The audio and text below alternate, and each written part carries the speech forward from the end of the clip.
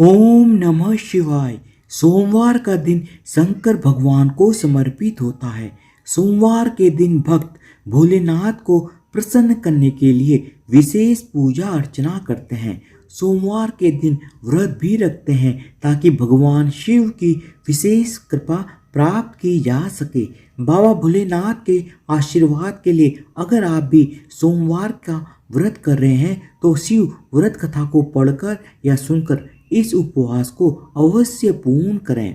सोमवार की व्रत कथा। एक समय की बात है, किसी नगर में एक धनी व्यापारी रहता था। सब कुछ होने पर भी वह व्यापारी अंतर मन से हमेशा बहुत ही ज़्यादा दुखी रहता था, क्योंकि उस व्यापारी का कोई पुत्र नहीं था। दिन रात उसे यही चिंता सताती रहती थी। पुत्र पाने की इच्छा से वह व्यापारी प्रत्येक सोमवार भगवान शिव की व्रत पूजा किया करता था। सायंकाल को व्यापारी शिव मंदिर में जाकर भगवान शिव के सामने घी का दीपक जलाया करता था। उस व्यापारी की भक्ति को देखकर एक दिन माता पार्वती ने भगवान शिव से कहा, हे प्राणनाथ, यह व्यापारी आपका सच्चा भक्त है। कितने दिनों से यह सोमवार का व्रत और पूजा नियमित कर रहा है। भगवान, आप इस व्यापारी की मनोकामना अवश्य पूर्ण करें। पार्वती जी की इच्छा सुनकर भगवान शिव ने पार्वती जी से कहा, हे पार्वती, इस संसार में हर प्राणी को उसके कर्मों का फल मिलता है और जिसके भाग्य में जो हो उसे भोगना ही पड़ता है। लेकिन पार्वती जी ने साहूकार की भक्ति का मान रखने के लिए उसकी मनोकामना पूर्ण करने की इच्छा जताई। माता पार्वती का इतना आग्रह देखकर भगवान शिव ने माता पार्वती से कहा, तुम्हारे आग्रह पर मैं इस व्यापारी को पुत्र प्राप्ति का वरदान देता हूँ, लेकिन इसका पुत्र 16 वर्ष से अधिक जीवित नहीं रहेगा। उसी रात भगवान शिव ने सपने में आकर उस व्यापारी को दर्शन देकर उसे पुत्र प्राप्ति का वरदान दिया और उसके पुत्र के 16 वर्ष तक जीवित रहने की बात भी बताई। भगवान के वरदान से व्यापारी को खुशी तो हुई, लेकिन पुत्र की अल्पायु की चिंता ने उस खुशी को नष्ट कर दिया। व्यापारी पहले की तरह ही सोमवार का विधिवत व्रत करता रहा। कुछ महीनों के पश्चात व्यापारी के घर में अति सुंदर पुत्र उत्पन्न हुआ। इससे व्यापारी के घर में खुशियां भर गई। बहुत ही धूमधाम से पुत्र जन्म का समारोह मनाया गया। व्यापारी को पुत्र जन्म की अधिक खुशी नहीं हुई, क्योंकि उसे पुत्र की अल्पायु के रहस्य का पता था। यह रहस्य घर में किसी और को मालूम नहीं था। विद्वान ब्राह्मणों ने उस पुत्र का नाम अमर रखा। जब अमर 12 वर्ष का हुआ तो व्यापारी ने उसे शिक्षा प्राप्ति के लिए वाराणसी भेजने का निश्चय किया। व्यापारी ने अमर के मामा दीपचंद को बुलाया और कहा कि तुम अमर को शिक्षा प्राप्त करने के लिए वाराणसी ले जाओ। अमर अपने मामा के साथ शिक्षा प्राप्त करने के लिए वाराणसी की ओर चल दिया। रास्ते में जहाँ पर भी अमर और दीपचंद रात्रि विश्राम के लिए ठहरते, वहीं पर यज्ञ करते और ब्राह्मणों को भोजन कराते और दान दक्षिणा देते। लंबी यात्रा के बाद अमर और दीपचंद एक नगर में पहुंचे। उस नगर के राजा की कन्या के विवाह की खुशी में पूरे नगर को सजाया गया था। निश्चित समय पर बारात आ गई, लेकिन वर का पिता अपने बेटे के एक आंख से काना होने के कारण बहुत ही ज्यादा चिंतित था। उसे इस बात का भय सता रहा था कि राजा को इस बात का पता चलने पर कहीं वह विवाह से इनकार न कर दे, इससे उसकी बहुत ही ज़्यादा बदनामी होगी। वर के पिता ने जब अमर को देखा तो उसके मस्तिष्क में एक विचार आया। उसने सोचा, क्यों ना इस लड़के को दूल्हा बनाकर राजकुमारी से विवाह करा दूं। विवाह के बाद इसको धन देकर विदा कर दूंगा और राजकुमारी को अपने नगर में ले जाऊंगा।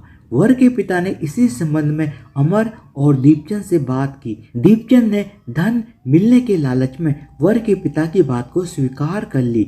अमर को दूल्हे के वस्त्र पहनाकर राजकुमारी चंद्रिका से विवाह करा दिया गया। अमर जब लौट रहा था तो वह सच को छिपा नहीं सका और उसने चुपके से राजकुमारी की ओढ़नी पर लिख दिया कि हे राजकुमारी चंद्रिका, तुम्हारा विवाह तो मेरे साथ हुआ है। मैं तो वाराणसी में शिक्षा प्राप्त करने के लिए जा रहा हूँ। अब तुम्हें जिस नवयुवक की पत्नी बनना पड़ेगा वह तो एक आंख से काना है। जब राजकुमारी ने अपनी ओढ़नी पर लिखा हुआ पढ़ा तो उसने काना लड़के के साथ जाने से इनकार कर दिया। राजा ने सब बातें जानकर राजकुमारी को महल में रख लिया। उधर अमर अपने मामा दीपचंद के साथ वाराणसी पहुंच गया। अमर ने गुरुकुल में पढ़ना शुरू कर दिया। जब अमर की आयु 16 वर्ष की हुई तो उसने और उसके मामा ने एक यज्ञ का आयोजन किया। यज्ञ की समाप्ति पर ब्राह्मणों को भोजन कराया और खूब अन्न वस्त्र दान किए। रात को अमर अपने शयन कक्ष में सोने के लिए चला गया। भगवान शिव के वरदान के अनुसार सेनावस्था में ही अमर के प्राण पखेरु उड़ गए। सूर्योदय होने पर मामा दीपचंद जब अमर के कमरे में गया तो मृत अमर को देखकर जोर जोर से रोने पीटने लगा। आसपास के लोग भी एकत्र होकर दुख प्रकट करने लगे। मामा के रोने और विलाप करने के स्वर समीप से गुजरते हुए भगवान शिव और माता पार्वती ने भी सुने।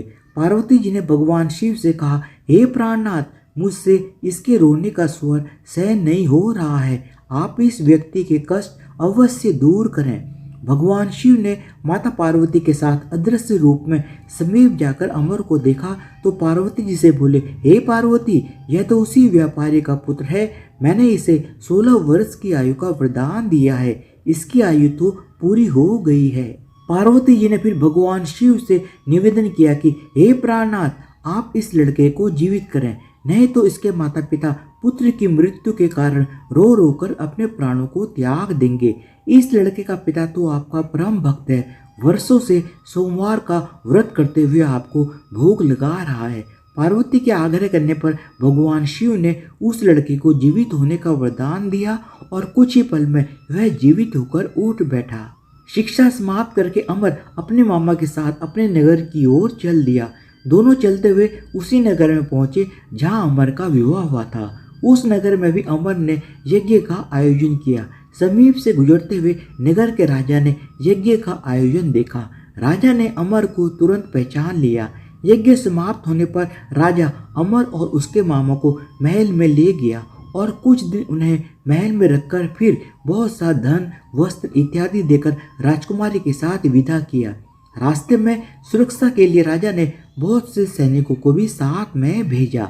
दीपचंद ने नगर में पहुंचते ही एक दूत को घर भेजकर अपने आगमन की सूचना भेजी। अपने बेटे अमर के जीवित वापस लौटने की सूचना से व्यापारी बहुत ही ज्यादा प्रसन्न हुआ। व्यापारी ने अपनी पत्नी के साथ स्वयं को एक कमरे में बंद कर रखा था। भूखे प्यासे रहकर व्यापारी और उसकी पत्नी अपने बेटे की प्रतीक्षा कर रहे थे। उन्होंने प्रतिज्ञा कर रखी थी कि यदि उन्हें अपने बेटे की मृत्यु का समाचार मिला तो दोनों अपने प्राण त्याग देंगे। व्यापारी अपनी पत्नी और मित्रों के साथ नगर के द्वार पर पहुंचा। अपने बेटे के विवाह का समाचार सुनकर पुत्रवधू राजकुमारी चंद्रिका को देखकर उसकी खुशी का ठिकाना न रहा। उसी रात भगवान शिव ने व्यापारी के सपने में आकर कहा, हे श्रेष्ठी, मैंने तेरे सोमवार के व्रत करने और व्रत कथा सुनने से प्रसन्न होकर तेरे पुत्र को लंबी आयु प्रदान की है। व्यापारी इससे बहुत ही ज्यादा प्रसन्न हुआ। सोमवार का व्रत करने से व्यापारी के घर में खुशियां लौट आई। शास्त्रों में लिखा है कि जो स्त्री पुरुष सोमवार का विधिवत व्रत करते हैं और व्रत कथा सुनते हैं, उनकी सभी इच्छाएं पूरी होती हैं। धन्यवाद। बोलो भगवान शिव जी की जय हो।